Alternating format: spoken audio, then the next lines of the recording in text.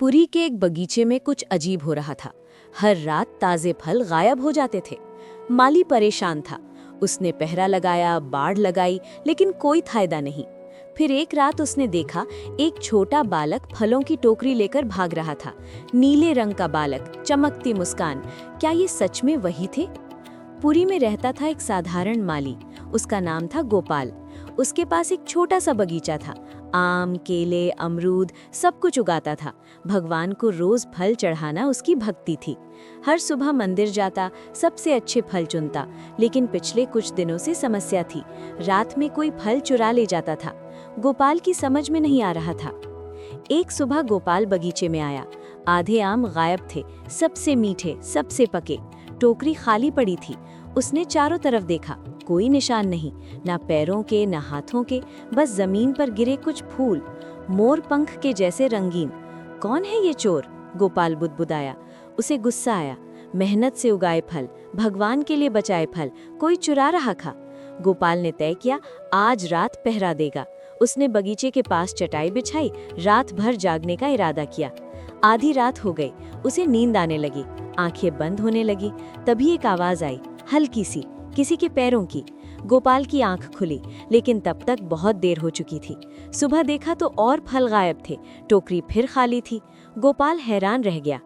अगली रात गोपाल ने बाड़ लगा दी, कांटेदार झाड़ियां, मजबूत रस्सियां।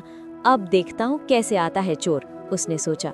रात को फिर पहरा दिया, इस बार और सावधान, आंखें खुली रखी। लेकिन फिर वही हुआ। एक मीठी सी धुन सुनाई दी, बांसुरी जैसी। गोपाल को झपकी आ गई, बस कुछ मिनट के लिए। सुबह उठा तो देखा बाढ़ जैसी थी वैसी ही, पर अंदर से फल गायब।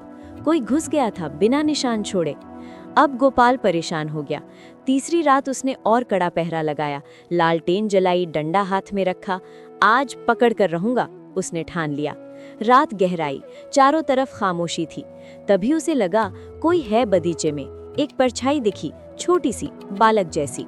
गोपाल धीरे से उठा, पैर दबाकर चला। करीब पहुंचा तो देखा एक छोटा बच्चा, नीले रंग का, चमकता हुआ, हाथ में आम।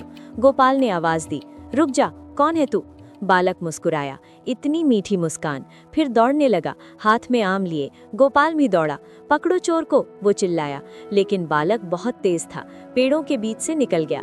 गोपाल हाँफने लगा, उसके पैर थक गए। बालक आगे बढ़ता गया, हंसता हुआ, जैसे खेल रहा हो।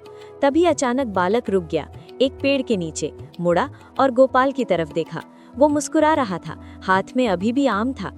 गोपाल पास पहुंचा, गुस्से में था। क्यों चुराता है तू? रोज रात आता है, उसने पूछा। बालक ने कुछ नहीं कहा, बस हाथ बढ़ाया आम गोपाल की तरफ।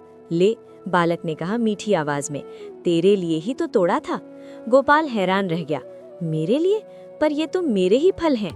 बालक फिर मुस्कुराया, तेरे? सब कुछ मेरा है गोपाल, ये बगीचा, ये फल, तू भी। गोपाल की आंखें फटी रह गईं। कैसे जानता है उसका नाम? तभी बालक के पीछे चमक दिखी, मोर पंख, मुकुट, वही रंगीन फूल जमीन पर, और वो मुस्कान, वही मुस्कान जो मंदिर की मूर्ति पर थी। गोपाल के हाथ से डंडा गिर गया, घुटने टेक दिए। प्रभु, आप? बालक, ना, भगवान जगन्नाथ आगे आए। गोपाल के सिर पर हाथ रखा। हर रात आता था तेरी भक्ति देखने, तू कितने प्रेम से फल उगाता है, मेरे लिए सबसे अच्छे बचाता है। मैं भी तो तेरे साथ खेलना चाहता था। गोपाल की आंखों में आंसू आ गए। पर प्रभु, मैंने आपको चोर कहा, पकड़ने दौड़ा। भगवान हंसे, इसीलिए तो आया, तेरा प्यार चाहिए था, औपचारिकता नहीं। तू मुझे पकड़ने दौड़ा, कितने भक्त ऐसा करते हैं। गोपाल ने भगवान को गले लगा लिया, बालक रूप में भगवान ने भी। फल बीच में गिर गया, दोनों हंसे। उस रात से गोपाल रोज कुछ फल पेड़ पर ही छोड़ देता, प्रभु के खेलने के लिए, वो कहता। और सच में हर सुबह वो फल गायब मिलते। पर अब गोपाल मुस्कुराता था, क्योंकि उसे पता था भगवान औपचारिक पूजा नहीं, सच्चा प्रेम चाहते हैं। वो प्रेम जिसमें वो तुम्हारे बगीचे में चोर बनकर आ सके और तुम उन्हें पकड़ने भी दौड़ सको।